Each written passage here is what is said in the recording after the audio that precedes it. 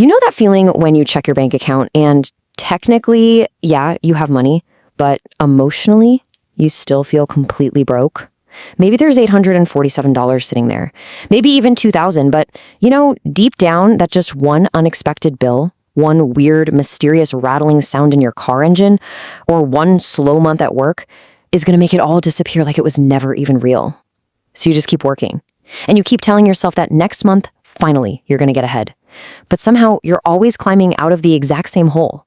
The reality is, when you only have a few $100s saved, money doesn't feel like a tool to build wealth. It literally feels like oxygen. You aren't thinking about investing for the future. You're just thinking about how you're going to survive Thursday.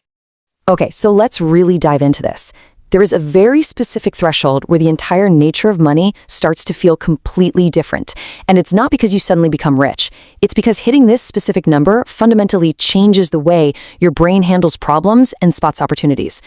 As our source material points out perfectly, the first $10,000 is not just a savings goal. It is the line between financial chaos and financial control. Reaching this milestone isn't about buying freedom forever. It's really about shifting your brain entirely out of survival mode and finally removing the incredibly expensive cost of panic. Welcome to The Explainer. Today, we are breaking down exactly how your life, your decisions, and your underlying psychology transform the minute you hit this crucial $10,000 milestone.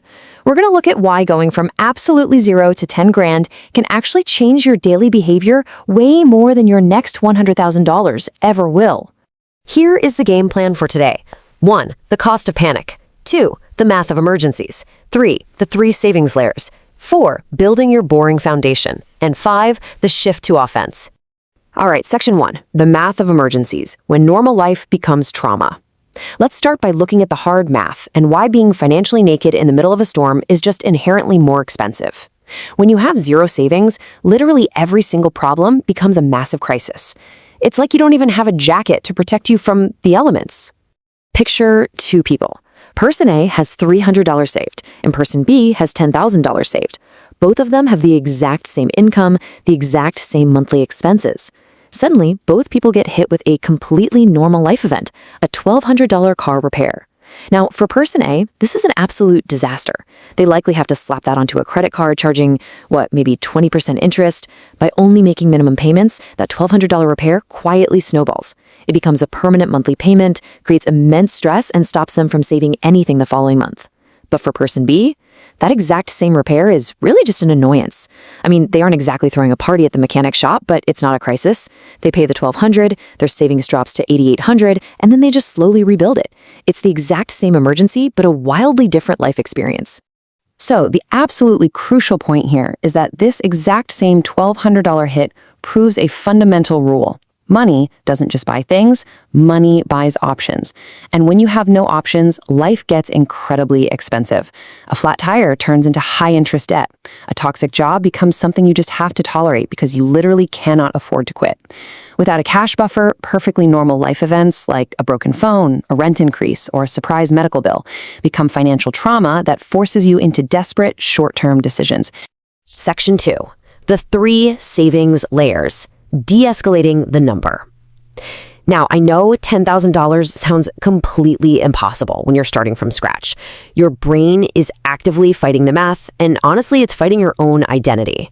So we really need to stop looking at $10,000 as one massive, overwhelming monolith. We need to de-escalate the number. To stop feeling so intimidated by it, we can actually break this massive goal down into 3 highly functional protective layers. It's not just one giant pile of cash. Think of it as a structured system of defense and eventually offense. Let's look a little closer at how these layers actually function. Layer 1 is your emergency shield. This is your first $1,000 to $2,000. This is the shield that actively stops small, stupid problems like that car repair we talked about or a fried laptop from instantly becoming toxic debt. Layer 2 is the stability fund, which is roughly $3,000 to $6,000. This covers 1 to 2 months of your absolute basic living expenses. We're talking rent, groceries, minimum payments. Having this gives you profound emotional breathing room. And finally, layer 3 is your opportunity fund. This is the money that sits above your basic emergency needs. Once you have this structured stability in place, your brain can finally Finally, stop asking how to survive the week. You can start looking for ways to grow. You can take a course. You can negotiate better at work because your boss no longer holds total power over your survival. Or you can actually start investing without panic. Section 3, building your boring foundation, rules over motivation. To actually achieve these 3 layers, you need to understand that it requires a total identity shift. You have to stop seeing yourself as someone who is merely trying to save. You see, the first 10,000 isn't built by motivation. Motivation is great, but it's really only cute for about 9 days before real life shows up to punch you in the mouth. This is built by strict rules. First, you must pick a realistic monthly number, not a fantasy one where you eat rice and beans for a year. Second, automate it. Pay yourself first before your impulses can spend it. Third, separate the account. Move it somewhere slightly inconvenient so you aren't tempted to just transfer it back when you want takeout.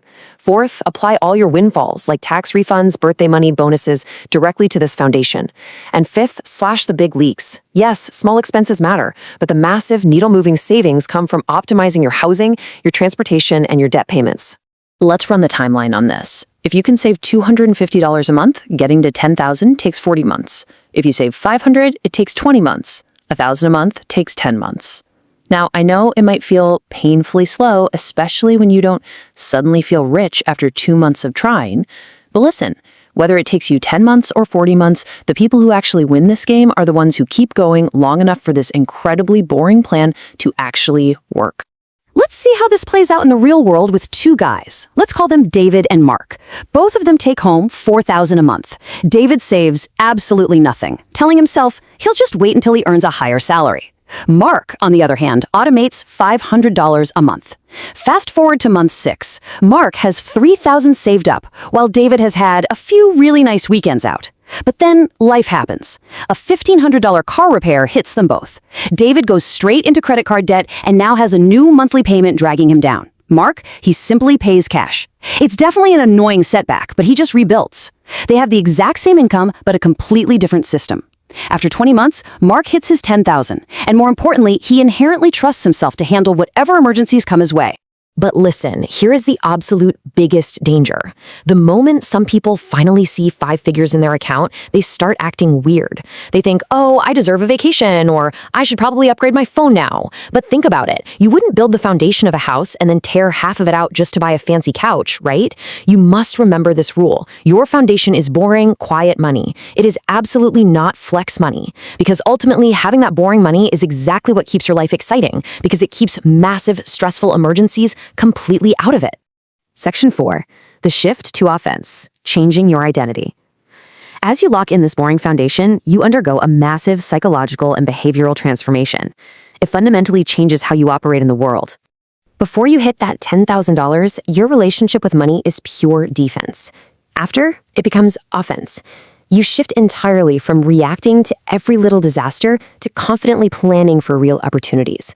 You go from constantly avoiding catastrophe to actually pursuing growth. Instead of desperately waking up and asking, can I survive this week? Your brain finally has the bandwidth and the space to ask, what can I build next? You're no longer controlled by every single paycheck or every demanding boss. It's incredibly freeing.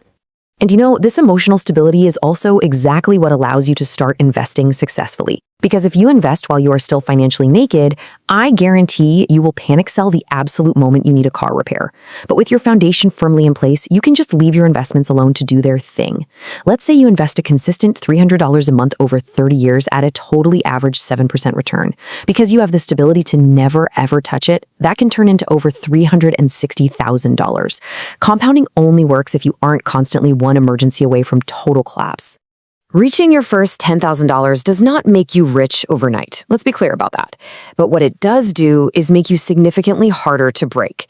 It proves that you can set a goal, stick to it, and achieve it, which completely alters your financial identity. So, once you are no longer just one flat tire away from a full-blown panic attack, the only question left to ask yourself is this: what will you build next?